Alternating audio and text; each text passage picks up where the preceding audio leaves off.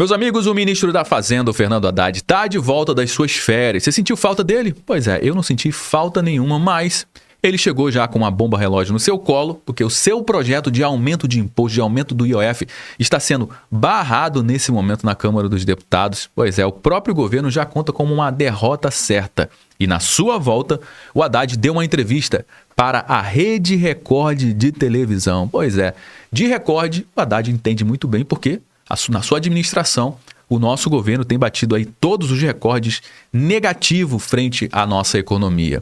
E, obviamente, ele foi perguntado sobre essa tragédia econômica no nosso país, essa tragédia da taxa de juros que o Banco Central acabou de elevar para 15% ao ano, o que é terrível para a nossa população, para a nossa economia, e ele teve a cara de pau de tirar essa responsabilidade das suas costas e colocar na conta da administração anterior. Ou seja, a culpa dessa tragédia econômica que está acontecendo no nosso país nesse momento é do Bolsonaro, que colocou o Campos Neto que instruiu o Galípolo a aumentar a taxa de juros, o que não faz o menor sentido, afinal de contas, o Galípolo, o atual presidente do Banco Central, foi indicado pelo Lula e ele já está à frente do Banco Central há mais de 6 meses, meu amigo. E o Haddad ainda disse que estão arrumando a bagunça que o Bolsonaro deixou nas contas públicas, sendo também que o Bolsonaro fechou o ano de 2023 com as contas públicas no azul, com superávit, e de lá para cá, de 2023 para cá, o governo só bateu todos os recordes de déficit, de rombo nas contas públicas. Mesmo com o assalto comendo solto no nosso bolso, com essa quantidade absurda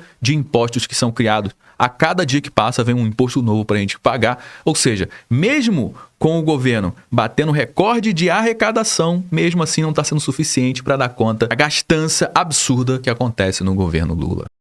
Bom, vamos analisar aqui um trecho da entrevista do Fernando Haddad ao Jornal da Record, entender qual é a visão dele sobre o que está acontecendo com a nossa economia, sobre a taxa de juros, né, e quem é o principal responsável desse problema da taxa de juros no nosso país, elevadíssima. Uma taxa de juros de 15% ao ano, a maior desde 2006, quase 20 anos. Ministro, mudando um pouquinho de assunto, a repercussão da alta da Selic foi ruim, inclusive dentro do governo. O Brasil voltou a ter uma das maiores taxas de juros reais do ranking mundial.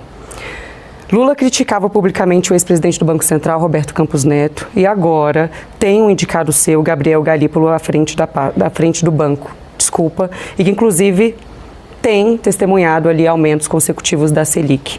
Diante desse cenário, o problema então não era o ex-presidente do Banco Central, Roberto Campos Neto, e o governo ficou frustrado com Gabriel Galípolo? Ou seja, quando o Banco Central era presidido pelo Campos Neto, em 2023 e 2024, presidente do Banco Central indicado pelo Bolsonaro, cara, nesses 2 anos, o Campos Neto só tomou pancada da esquerda, do Haddad, do Lula, tomou pressão dos varejistas para baixar os juros aqui no nosso país. Qual é a desculpa dos juros estar subindo, hein? Porque o Banco Central faz parte da equipe econômica do Ministério da Fazenda, ou seja, faz parte da equipe do Fernando Haddad. Então, qual é a desculpa, hein? Por que os juros estão subindo nesse momento?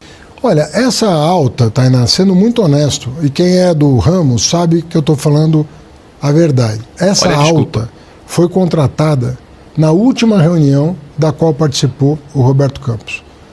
Ela foi contratada em dezembro.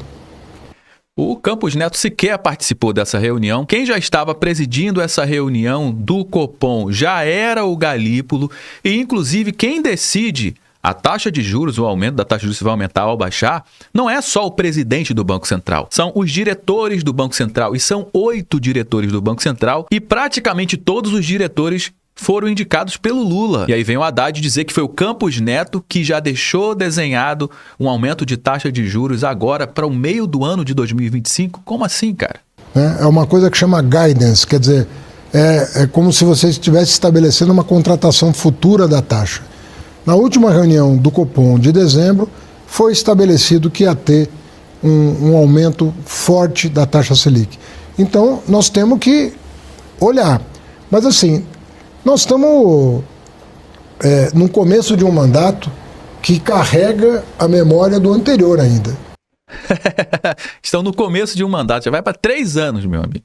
Estão no começo de um mandato que carrega a imagem do governo anterior. Ah, pelo amor de Deus. No começo de um mandato que carrega a memória do anterior ainda. Então nós precisamos dar um pouco de tempo ao tempo, mas enfim, eu estou preocupado, evidentemente. E ano que vem é ano de eleição, é um ano que o governo vai fazer de tudo para tentar se reeleger, se manter no poder, essa turma que está tocando o nosso país agora. Já está caminhando para o finzinho da nossa conversa, mas eu não poderia deixar de falar, antes de nos despedirmos, Agora que vem. de ano eleitoral. Ano que vem, 2026, está aí. E eu gostaria de falar um pouco sobre essa preparação, né? O presidente Lula tem uma tendência a ampliar gastos com programas sociais. Eu gostaria de te ouvir se é possível conciliar corte de gastos com essa preparação, com a eleição de 2026. Olha, uma coisa eu diria para você com muita segurança: o presidente Lula não vai repetir o erro que foi cometido pelo governo em 2022. O governo em 2022 Presta atenção. bagunçou as contas públicas e perdeu a eleição. Então nós é que estamos arrumando a bagunça. Eles estão arrumando a bagunça. Será que isso é verdade mesmo? Vamos ver. Eu sou capaz de te dizer, essa estratégia não vai dar certo. O governante que achar que estragando as contas públicas para o último ano eleitoral vai resolver o problema, lembra o desespero do governo? Será que essa é a estratégia, estragar as contas públicas para chegar no último ano, eles consertarem e ganhar a eleição? Esse cara é muito engraçado. O Bolsonaro em gastar no último ano, né, baixando o preço da gasolina artificialmente, dando auxílio para todo mundo. Resultou no quê? Resultou em derrota. Não é assim que se constrói um país. Então eu estou muito seguro de que nós estamos num caminho sólido. Nós estamos fazendo as coisas com responsabilidade. Que responsabilidade você está falando, meu amigo? Responsabilidade fiscal, que no ano de 2023 bateu o recorde de rombo nas contas públicas, com quase 230 bilhões de reais, fora o juro da dívida. Se contabilizar o juro da dívida, bateu mais de 1 trilhão de reais, meu amigo. Que responsabilidade é essa? Me explica melhor. Porque é isso que vai garantir um bom resultado para o presidente, que eu acredito vai chegar competitivo, forte como sempre, né? E com condições de defender o seu legado, né? E aí, você gostaria que essa turma tocasse o nosso país mais 4 anos? O que você acha que aconteceria com o Brasil se o Haddad, o Lula, continuasse no poder, hein? Deixa aí nos comentários. É que esse projeto ganhe impulso ainda maior. O nome da esquerda é Lula para 2026, não há nenhum outro nome alternativo. Não, o presidente foi eleito por um primeiro mandato com direito à reeleição na forma da lei. Então, não vejo nem razão para pensar em outra alternativa. E agora falando sobre o senhor, em uma eventual candidatura de Tarcísio pela direita à presidência da República, é aberto um espaço ali no governo de São Paulo. O senhor é tido como um possível candidato ao governo de São Paulo. E a turma de São Paulo já deve estar com frio na espinha, né? O senhor se candidataria ou ao Senado, por exemplo? Eu já respondi essa pergunta algumas vezes e vou me repetir aqui, né? Eu não tenho a intenção de ser candidato em 2026. Eu estou ajudando um projeto, aliás, não é de hoje que eu ajudo. Fui candidato em várias situações muito mais dramáticas do que essa, em 16, em 18, em 22. Então tenho aí uma trajetória de ajudar a reconstrução do PT, né?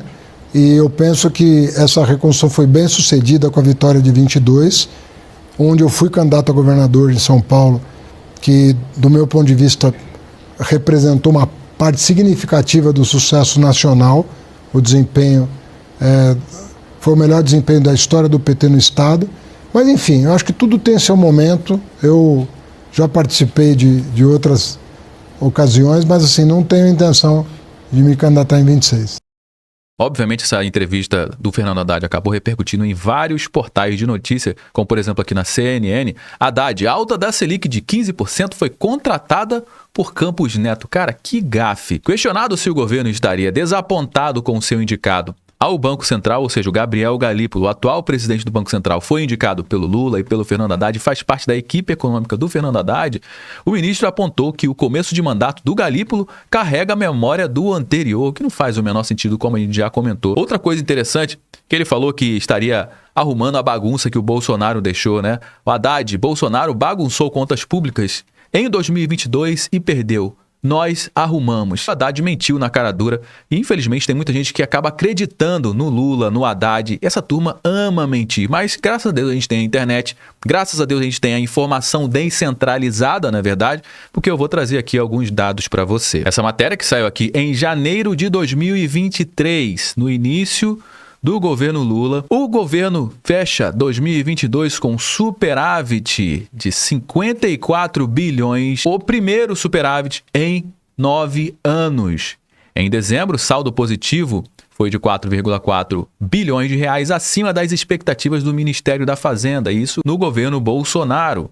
E aqui, ó, você vai ver nesse gráfico que desde 2014, ó, as contas públicas fechavam no vermelho. Aqui foi a pandemia.